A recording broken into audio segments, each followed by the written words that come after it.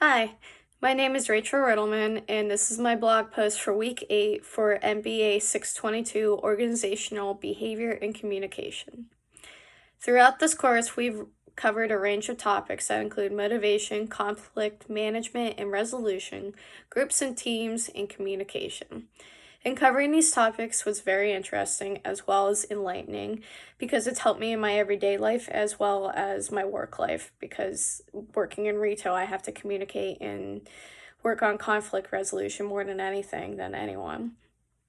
So, the first week we talked about how we wanted to be managed personally.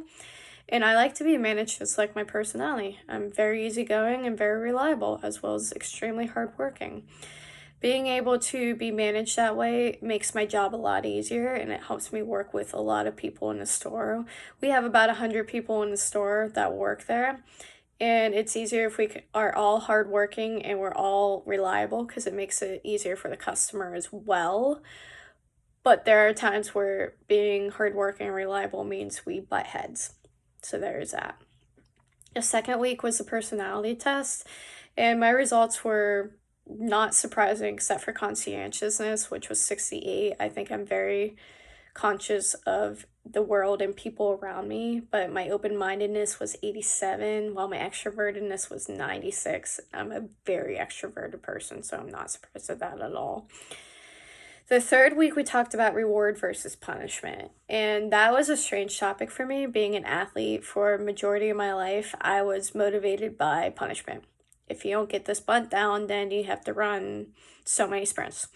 Or if I do get this bunt done, then I don't have to run. Well, my teammates had to run. So it's an interesting take on it. And now that I'm a coach and I'm in retail, reward is more of a way to motivate me. Like, oh, I want that praise. Oh, I want my girls to do good in softball. I want them to do extremely well in softball and make sure that they're not hating the game, as opposed to how I came to that because punishments were so bad and so heartbreaking. The fourth week, we talked about nonverbal communication, and that was extremely relevant to my life right now because being in retail, I have to focus on body language and my body language towards a customer's body language, if they're inching away, if their arms are crossed, or if my arms are crossed, or if I'm moving around. That shows that we're not interested, or shows that the customer is not interested, or they're uncomfortable. Buying an iPhone is a big deal nowadays. You can take out a loan, you can pay outright, you can finance it through your carrier. There's so many ways you can do it, and people get confused on that. So when they start crossing their arms or they start looking away and looking frazzled, I tend to back up a bit and I make it so that they are able to understand it. I go, hey, it seems like you're not understanding this, so let's back up. I'm going to get someone here to help understand in a different way than me.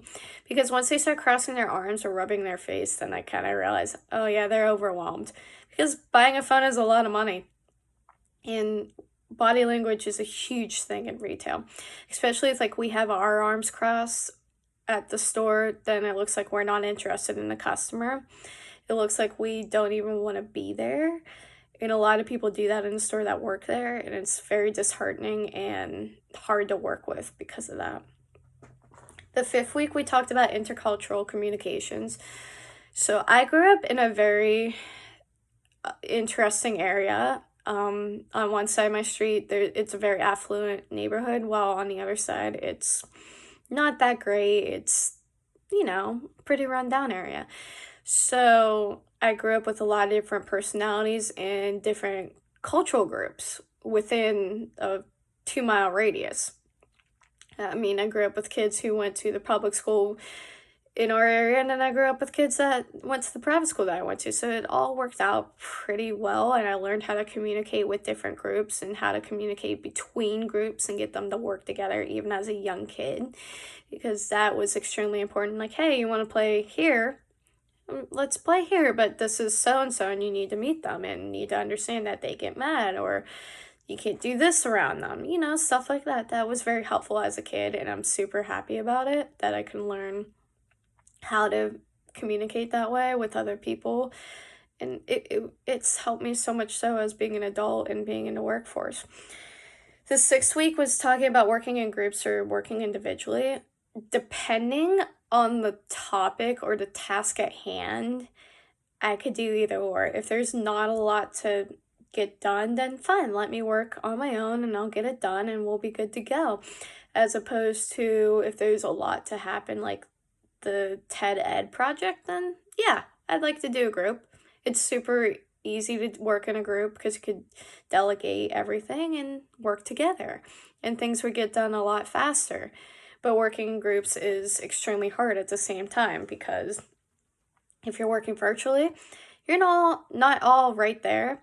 You all have to figure out a time that can work for each other. I know my schedule struggled a lot because I work 2 jobs. I'm a legal assistant and I work at Apple, and it's just been interesting that I can't even find time to do homework half the time during the week. So things have been hard for my group, and I apologize for that because I tried my best here. But yeah, I learned a lot in this class on how to communicate and resolve conflict between employees, customers, anything. It was very easy to learn how to communicate, which I enjoy, and I'm happy that I had to take this class. Thanks.